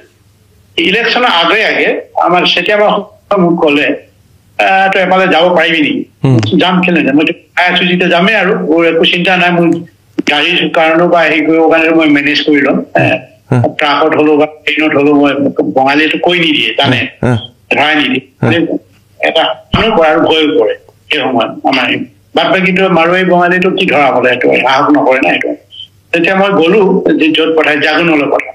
কোনফালেদি গৈছিলে ডাঙৰীয়া কোনফালেদি গৈছিলে আপোনালোক শুন আপুনি ক'লে বস্তু অলপ আনিবগে লাগে ঠিক আছে মই যাওঁ তেতিয়া আমি কেম্প হেৰিয়লৈ ট্ৰেইনিঙলৈ যোৱা নাই আমাৰ কোনো প্ৰস্তুতিয়ে নাই চবটো হঠাৎ হৈ গ'ল ৰাস্তা নাই নগাৰ ব্ৰিজৰ ভিতৰত মৰামৰি হৈছে তাৰ আগতে আকৌ দেই মই আকৌ 81 82 ঘটনাটো গ'ল নগা দুজন আমাৰ দুজন সদস্য আছিলে ইয়াৰে এজন আমি মই কৈ থওঁ আপোনাৰ এতিয়া বৰ্তমান NACN IMৰ commander in chief Anthony Singh তেখেত আহিলে তেখেত মোৰ খুব বন্ধু খুবেই বন্ধু বা যদিও আমাৰ ৰাজনীতি কিছু মানে মতানৈক্য থাকিব পাৰে কিন্তু বন্ধুটো কেতিয়াও আমাৰ চেদ নহয় তেনেকুৱা তেখেতৰ লগত আৰু এজন আহিলে টপিমুচ হৈ তেখেতটো থবলৈ জেগা নাই কোনো ৰিস্ক লোৱা মানুহ নাই এতিয়া প্ৰথম নামৰূপত ৰাখিছিলে নামৰূপৰ পৰাটো সৰ্বনাশ মানে সিহঁতৰ হোৱাৰ পিছতে উপায় নাই থবলৈ নাই কোনো নলয় আৰু এইটো কিজানি কি সিহঁতৰ গাত থকা চেকাটো যদি মানে সিহঁতৰ গাত ভয় হৈ গ'ল না ডাটাবিলাকত তাৰপিছত গৈ মোৰ ওপৰত দিলে দায়িত্ব মই ৰাখিলো মোৰতো চেল্টাৰ আছে বহুত আমাৰ মেচবিলাক এতিয়া আমাৰ অধিপত্য চলে ৰেলৱে ৰিলিভিং মেচ অধিপত্য চলে তাৰপিছতে সিহঁতে আমাৰ সেই অকল অধিপত্য নহয় মানে সেই মেচটোত আমাৰ গোৱালপাৰাৰ আমাৰ ৰেলৱে কৰ্মীসকল চব ভাল চাকৰি কৰিছে তেখেতৰ তাৰপিছতে নলবাৰী বৰপেটা শোণিতপুৰ যোৰহাট চব ভৰপুৰ মানে দুটা ডাঙৰ ৰেলৱে মেচ আছে চব সিহঁতৰ মাজত আমি সোমোৱাই থওঁ আমিতো থাকোৱেই সেইটো থাকিবৰ কাৰণে 1982 লৈকে এইটো সম্ভৱ হৈছিল যেতিয়া আনি থলো হোৱাৰ পিছত লাহে লাহে এক্সপ'জ হ'ব ধৰিলে আকৌ গৈ তাৰ পৰা নি মানে ৰাখিলোগে আমাৰ নিজৰ পৰিয়ালৰ বাগানত ৰাখিলোগে এক মাহৰ পিছত দেখিলে হুলস্থুল হৈ আছে এইফালে বা একেবাৰে অসমতো একেবাৰে হুলস্থুল সাংঘাতিক ধৰণে হুলস্থুল এন্থনী পৰিলে জালত পিষ্টল নামৰূপৰ বেংক সোমাই এইটো অপেন আৰু এতিয়া কৈ লাভ নাই এইটো চবেই জানে এইটো কেছ ৰেজিষ্টাৰ সেই জেলত থাকিলে জেললৈ গুচি গ'ল আমিতো সেই সময়তে আকৌ মানে এতিয়াতো আৰু মানে আগতে পাৰ্ট টাইম কৰিছিলো এতিয়াতো ফুল টাইম আহি তেতিয়া আৰু সেই ফুল টাইমতেই তেতিয়া মোক ক'লে তই যাচোন কিবা লৈ আহ গ'লো যি আনিব বুলি কৈছে নাই নহয় এতিয়া কি কৰিম বোলে এইটো বস্তু শেষ হৈ গ'ল যিটো আমি ইয়াত পোৱা বস্তু নাই এতিয়া আমিতো উলিয়াব নোৱাৰো শিলৰ পুৰি হেৰিয়ত এইবিলাক নাই এতিয়া বৰ বিফল মনতে ঘূৰিবলৈ যাওঁতেই আমাৰ ফৰেষ্টাৰ আছিলে সম্পূৰ্ণ নামটো নকৰা সেই সময়ত বৰা ফৰেষ্টাৰ চিনি পায় তেখেতৰ ঘৰলৈ গ'ল তেখেতক চিনি পাওঁ তেখেতে গ'লো তেখেতে ক'লো কি কামতে এনেকেনে আহিছিলো কামটো নহ'ল বৰ বেয়া লাগিছে ঘূৰি যাব লাগে চাহ এটা বনাই খোৱালে তেখেতে খোৱাৰ পিছত তেখেতেও আমাৰ সদস্য আছিল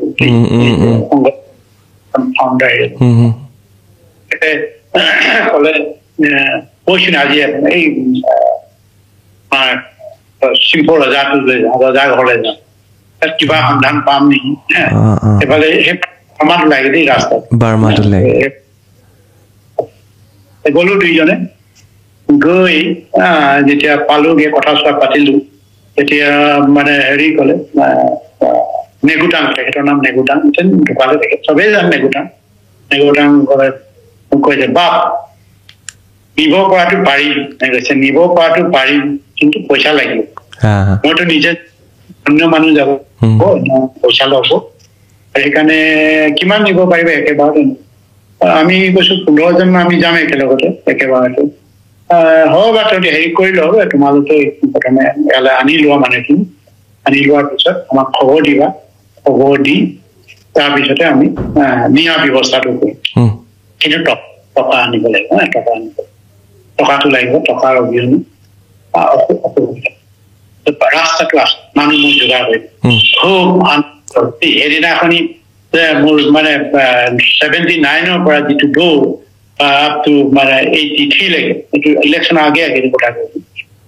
এইটো খুব আনন্দ উপভোগ কৰি আহিছো ভাল খবৰ না এইটো আমাৰ ৰাস্তাটো পাইছো লৈ আহি তেতিয়া মই কলো এতিয়া আকৌ ইলেকশ্যন ভৰপূৰ হৈছে ইলেকশ্যন তাৰপিছতে ইলেকশ্যনৰ হোৱাৰ পিছতে মানে একেবাৰে আমাৰ দায়িত্ব কিছুমান নাই দিলে তিনচুকীয়াৰ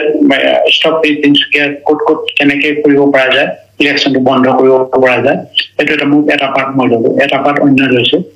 ইলেকশ্যন বন্ধ কৰাৰো এটা প্ৰতিবাদ হৈছিলে আৰু ইলেকশ্যনটো সেইকাৰণে একেবাৰে 3% মাত্ৰ ভোট 3% হৈছিলে মানুহ নাছিলে 3% এইটো মামুলি কথা নহয় এইটো কিন্তু আলফা বা অন্যান্য যিবোৰ মানুহৰ জনগণৰ স্বতঃস্ফূৰ্ত সমৰ্থন আছে এইটো এই আন্দোলনৰ প্ৰতি এইটো কাৰণে বন্ধ হৈছিলে প্ৰথম সেইটো ক'লে যে আমাৰ হেৰি হ'ল যে আমাৰ টেকনলজি তেতিয়া নাছিলে আমাৰ কোনো ৰিচোৰ্চো নাছিলে ইলেকশ্যন বন্ধ কৰিবলৈ কিবা এটা কৰিবই লাগিব কিবা এটা টেকনিকেলি মই ইমান মানে এক্সপাৰ্ট নাছিলো তেতিয়া যেতিয়া মই হয় তাৰপিছত আমাৰ চক্ৰ সিহঁতে দায়িত্ব ল'লে আমি এনেকুৱা কৰিম কিছুমান হেণ্ডমেড বম বনালো বা বনা মানে মই বনোৱাত যুক্ত নহয় মোক হেণ্ডমেড চব জেগাতে য'ত কেইবা 5-6 জেগাত মানে বিতৰণ কৰিছে মোৰ হাতত পৰিলে তিনিটা পৰিলে মোৰ হাতত হেণ্ডমেড কোনে কেনেকে বনাবলৈ শিকিলে এইটো জানে মানে মানুহ আছে গান পাউডাৰ থাকিলে বনাব পাৰে গান পাউডাৰ আৰু লিড কিছুমান দি তাতে কেনেকৈ মানে সংযোজন কৰি যে মানে পতাকা পিষ্টল আছে না তাতে হেৰি চেপেটা ৰঙা হেৰি থাকে না ফুটে আৱাজ কৰিবৰ কাৰণে এইবিলাক কেনেকৈ মানে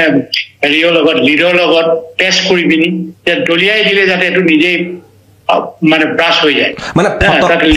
ফটকাৰ বোমটোৰ পৰাই আপোনালোকে অৰিজিনেল বোম বনাইছিলে যিটো খাৰ সেইটোৰ পৰা টেমাত বনাই টেমাত সুমুৱাই তাতে লিডৰ এটা সৰু সৰু লিড থাকে লিড মাজত এটা ৰছীয়ে বান্ধি দিয়া হয় এইটো এতিয়া দলি মাৰি দিয়া হয় সেই লিডটো সংঘৰ্ষ হয় না ৰাস্তাত পকা ৰাস্তাত পেলাই দিলে এইটো ফুটি যাব অট'মেটিকলি জ্বলি যাব না ভিতৰত সেইটোতো একদম প্ৰমাণিত মানে তেনেকৈ বনোৱা হৈছিল বনোৱা হৈ আমাৰ ভাগ হৈ গ'ল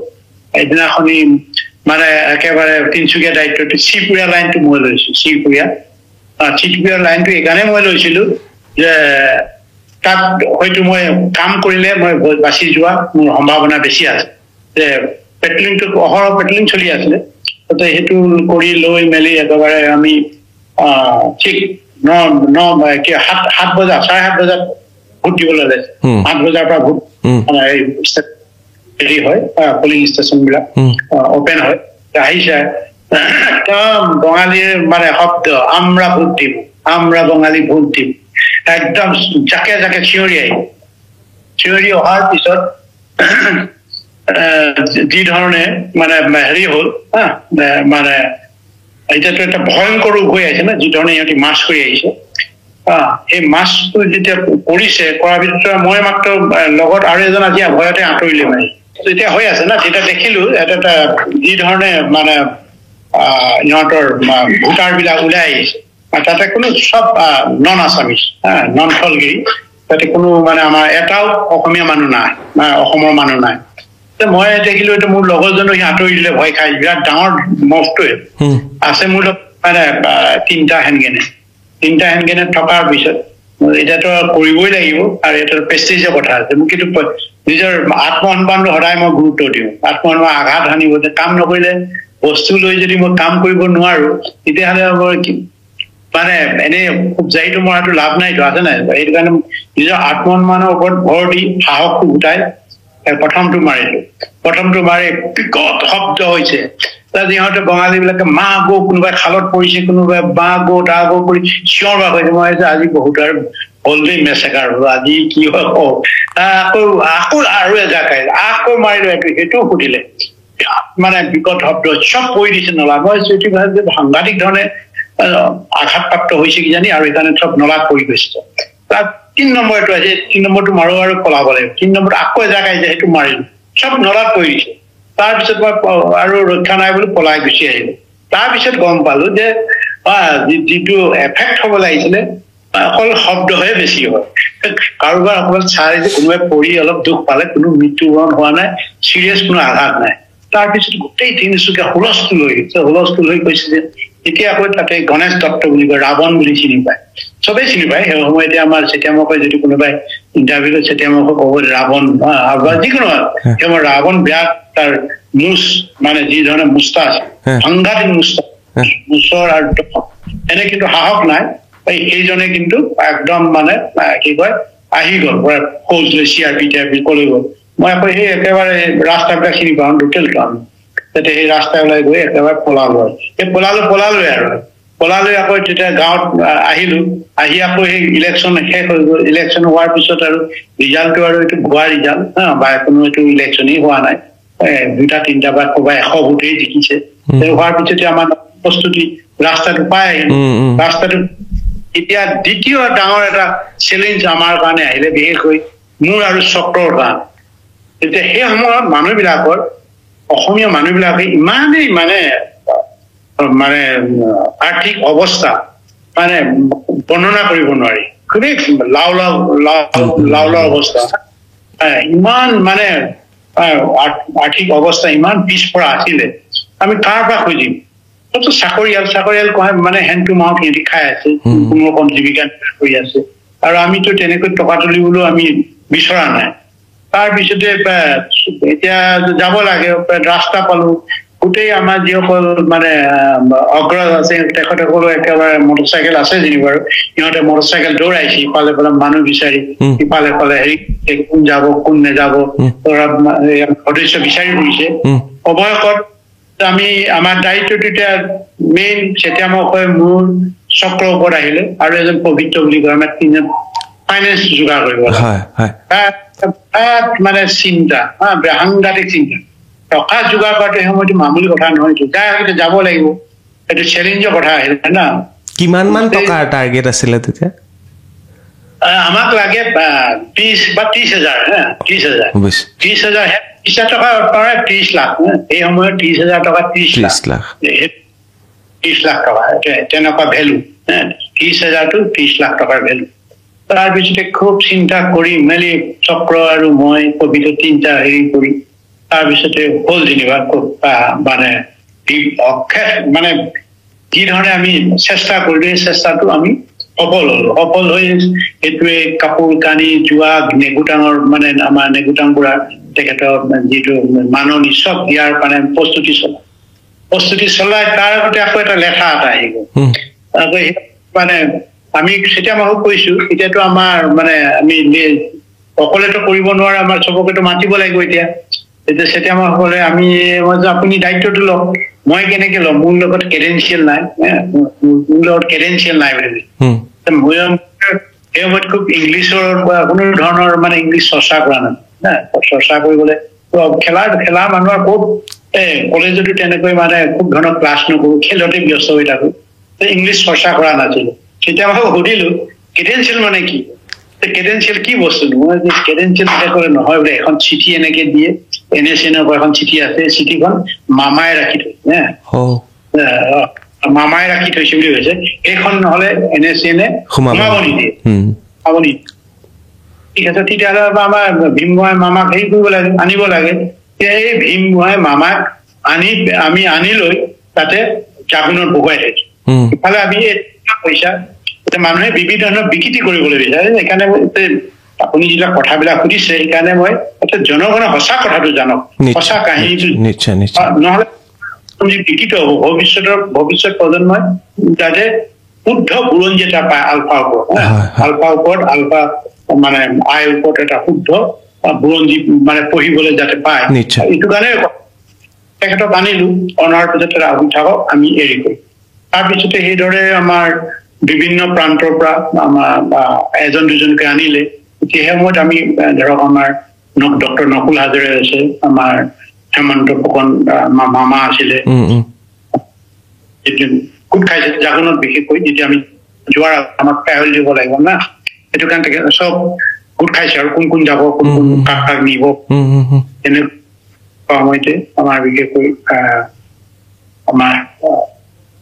সোণাৰাম ককাইদেউ অধ্যাপক আছিলে গোলাঘাটৰ তেখেত আহিছিলে তাৰপিছতে আমাৰ আমি খুনা চেতিয়া বুলিয়ে কওঁ অলপ খুনা আছিলে তেখেত খুনা চেতিয়া ককাইদেউ তেখেত আছিলে তাৰপিছতে আৰু এজন এতিয়া কি খুনা গগৈ আছিলে আমাৰ মামা আছিলে সুৰেন ফুকন হেমন্ত ফুকন মামা তাৰপিছতে দীনেশ গগৈ নাম শুনিছে নাই দীনেশ গগৈ অধ্যাপক আছে গম পাইছো তেখেতটো আছে মোটামুটি ইমানখিনিয়ে মানুহ আছিলো বাৰু তাৰপিছতে ধৰক হেৰি অহা নাই কিন্তু আমাৰ ভদ্ৰেশ্বৰ গগৈ অহা নাই দিনেশ গগৈ ডাঙৰীয়া এতিয়াও আছে তেখেত জীৱিত আছে তেখেত আহিছিল মই লগ পাইছো আৰু কেইজন আছিলে নেকি মই এতিয়া হেৰি কৰিব পৰা নাই কিন্তু নকুল হাজৰিকা আছে ডক্টৰ নকুল হাজৰিকা আছে সব হেৰি নকুল হাজৰিকা তেখেত ঢুকাল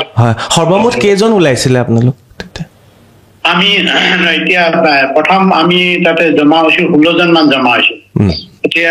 আমাৰ গাইডে ক'লে আৰু যিজনে আমাক নেগুটাং তেখেতে যিটো অৰ্গেনাইজ কৰিছে তেখেতে ক'লে আমাক 6 জনে আমি নিব পাৰিম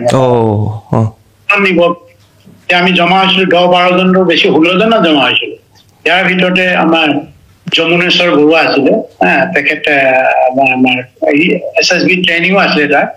কিন্তু খোজকাঢ়িবলৈ খোজকেইটা মানে তাৰ ঠিক নহয় দৌৰিব নাজানে বুজিছো সেই মতে আমাৰ নাহৰকটীয়া বুদ্ধেশ্বৰ গৈ আছে প্ৰথম CNC আছিলে আমাৰ বুদ্ধেশ্বৰ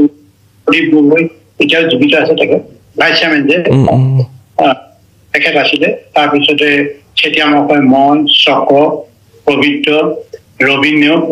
আমাৰ ভূটান অল ক্লিয়াৰ অপাৰেশ্যনৰ মিচিং হৈ আছে ৰবীন্দ্ৰ আছিলে আৰু আমাৰ প্ৰবীণ বৰা আছিলে তাৰপিছত আৰু আমাৰ দুজন আছিলে শিৱসাগৰ যমুনেশ্বৰ বৰা আছিলে আৰু শিৱসাগৰ দুজন আছিলে আমাৰ মিচিং সম্প্ৰদায়ৰ এতিয়া এই 6 জন আমি কেনেকৈ চিলেক্ট কৰিম চিলেক্ট কৰাৰ দায়িত্ব কাৰণ তেতিয়া মই বুদ্ধেশ্বৰ গগৈ পবিত্ৰ আৰু মানে পবিত্ৰৰ পিছতে আমাৰ বুদ্ধেশ্বৰ গগৈ পবিত্ৰ তেতিয়া হয় আৰু হেৰি আইচামেন প্ৰদীপ গগৈ 6 জন এই সিলেকশ্যন কিন্তু আৰু এজন মানে আমাৰ কমাণ্ডাৰ সিলেক্ট কৰিছিলে যে SSB ট্ৰেইনিং আছে বুলি কৈ ট্ৰেইনিং কৰিছিলে যমুনেশ্বৰ বৰুৱা তেতিয়া সকলে ইয়াক লৈতো আমাৰ মহাপৰিমাল হ'ব খোজকাঢ়িব নোৱাৰে লগে লগে তাক কেঞ্চেল কৰিলে পিছত আহিলে কিবা পিছত আমাৰ তেখেত আছিলে নাগালেণ্ডলৈ ইষ্টাৰ্ণ বাৰ্মালৈ আহিছিলে আমি 6 জন তেতিয়া চিলেকশ্যন হল আচল আমাৰতো 5 জন বা 4 জনটো আৰু কমপ্লিট আমাক বাদ দিব নোৱাৰে চক্ৰক ৰাখি থৈ গলো বিশেষ কামৰ কাৰণে কাৰণ সি নহলে মানে উদম হৈ যাব না সেইকাৰণে আমি ৰাখি থৈ গলো তাৰপিছতে গৈ ধৰক আমি এতিয়া দিন বাৰ টিকেট মানে হেৰি ঠিক কৰাৰ লগে লগে মানে আমাৰ কোট কেনেকে থাকিব জাগনতো ইমান দিন থকা সম্ভৱ নহয় আপুনি এটা কথা নকলে সিলেকশনটো কেনেকে হল 16 জনৰ ভিতৰত 6 জনৰ সিলেকশনটো আমি আৰু উত্তৰপুতভাৱে আছো না তেতিয়া মই 4 জনটো একদম ফিক্স তাৰপিছতে প্ৰদীপ গগৈ পুৰণা মানে আগৰ পৰা আছিলে প্ৰদীপ গগৈ যাব তেখেতে অসমত থাকিবলৈ জেগা নোহোৱা হ'ল ৱান্টেড তেখেতৰ জেগা আৰু ঘুগুলনি বুলি কয় ঘুগুলনি প্ৰদীপ কি কয় বুদ্ধেশ্বৰ গগৈ তেখেত CNC আগতে চেষ্টা কৰিছিলে অকল সেইকাৰণে অলপ এডুকেটেড আছিল মাষ্টাৰ আছিলে তেখেত হাইস্কুলৰ মাষ্টাৰ আছিলে হেডমাষ্টাৰ তেখেতকো আমি যোগ্যতাৰ ভিত্তিত তেখেতকো লোৱা হৈছে এইকেইজন কিন্তু হেৰিয়ক আৰু যমুনেশ্বৰ পৰিৱৰ্তে ৰবীন্দ্ৰ সোমালে ৰবীন্দ্ৰটোক নাজানিছিলো তেওঁ খোজকাঢ়িব পাৰে বুলি খোজকাঢ়িব নোৱাৰে গোটেই সমস্যাটো তাৰপিছত সেই 6 জনকে আমি আৰু হেৰি কৰি মেলি আমাক বিদায় দি আমি গলো গৈ আৰু প্ৰথম অৱস্থাত যাব পৰা নাই সেইফালে আমাৰ গাইড আহি পোৱাই নাই গাইডটো থাকে বহুত দূৰত সিহঁতে বেলেগ এটা অৰুণাচল বেলেগ এটা প্ৰান্তত থাকে লিচুমান তেখেতে আনিব লাগে আহোঁতে কেইদিনমান পলম হৈছিল পলম হোৱাৰ কাৰণে আমি ৰৈ দিলো তাক ৰৈ যোৱাৰ পিছতে চেতিয়ামাৰ আৰু আমাৰ চিনাকি চেতিয়ামাৰ মোৰ চিনাকি আমাৰ তাৰে ফ্লাইট ফেক্টৰী বিলাক আছে নে মাৰোৱাৰী সেই মাৰোৱাৰী ফ্লাইট ফেক্টৰীত মই তাৰপিছত পবিত্ৰ আৰু এজন আমি 3 জন তাতে থাকিলো চেতিয়ামাৰ আৰু বাকী 2-3জন বা পিছত দিনটো মানে ধাৰ্য কৰা হ'ল কোনদিনত আমি যাম ধাৰ্য কৰা হ'ল সেইমতে আমি প্ৰথম দিনা ৰাওনা হ'ল প্ৰথম দিনা আপুনি ৰাওনা হোৱাৰ পিছতে আমাৰ 2জন মানে খোজকাঢ়িব নোৱাৰা হ'ল বিশেষকৈ প্ৰদীপ গগৈ তাতেতো এটা কথা হৈছে খোৱা বোৱাটো মানে দিনতে মানে খোৱা না আকৌ ৰাতি মানে খোৱা নাই কেনেকে খোজকাঢ়িব আন্ধাৰত অভ্যাস নাইতো কাৰণে এইটো আকৌ সেই ৰাতি ৰৈ দিলো ৰাতি মানে খোজকাঢ়ি পুৱতি নিশালে খোজকাঢ়ি তাত ৰৈ দিলো আকৌ মানে ৰাতি ৰাতি যাত্ৰাটো ৰাতি ৰাতি হয় আপোনালোকৰ আসাম ৰাইফল আছে ন আসাম ৰাইফল ওচৰ আছে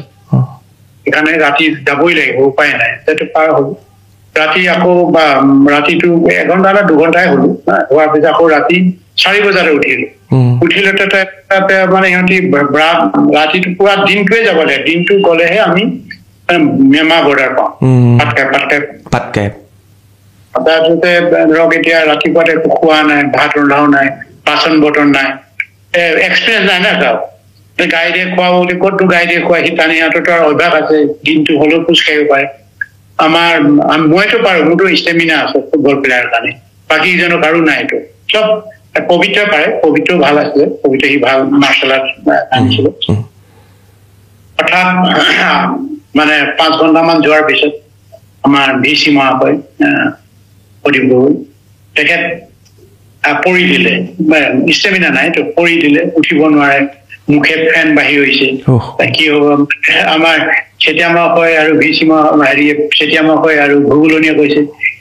ইফালে আসাম ৰাইফল আহিয়ে থাকে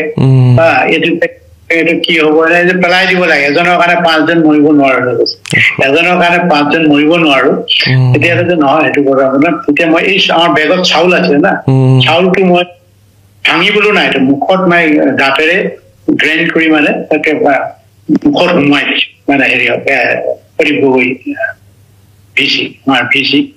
তেখেতৰ মুখখন দাঁত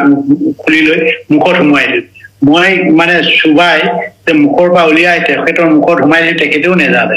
বচাব লাগিব না তেখেতে আনি অলপ খাই মানে 1 ঘণ্টামান হেৰি কৰিব পাৰে এমুঠিমান চাউল এবাৰ হেৰি কৰি আকৌ পাতত ৰাখিলো না পাতত হেৰি কৰি এখন মানে পাতখন ৰাখি আকৌ মুখত বাকীখিনি চাউল লৈ পাতত থৈ আকৌ তেখেতৰ মুখত সোমাই দিলো তেনেকৈ 3 বাৰ কৰাৰ পিছত আনিব পাৰি আৰু ৰাতি ধৰক আমি 6টামান বজাত বৰ্ডাৰৰ ওচৰত ঘৰ এটা পালো ঘৰ এটা পাই তাতে মানে আমি বিচাৰি চুঙাত ভাত কিবা কিবি বনাই তাতে খেতি কৰা ঘৰ তাতে চৌটো থাকে তাতে গৈ কিবা মেজেঙা তেজেঙা শাকেৰে আমিতো তেনেকুৱা খোৱা অভ্যাস নাছিলো তেনেকৈ বনাই দিওঁ খোৱাৰ পিছতে গোটেই আমাৰ 6জনৰ কেৱল মাত্ৰ গাইড 2জনৰ গলাপ মানে ডিঙি বহি যোৱা নাই কথা ক'ব পৰা অৱস্থাত আছে আমাৰ আটাইকেইজনৰ কথা মাত নোলায় যে মেজেঙা পাত কিবা খাই তেনেকুৱা এটা অৱস্থা হ'ল তাৰ পৰৱৰ্তী নেক্সট দিনা আমি গৈ প্ৰথম ভৰি দিছো শাহুৱানত ভৰি দিছো এই প্ৰথম তাতে আৰু আমাৰ প্ৰথম মানে যাত্ৰা তাৰপিছতে আৰু আছে বহুত দীঘলীয়া হ'ব সেইখিনি প্ৰথম যাত্ৰা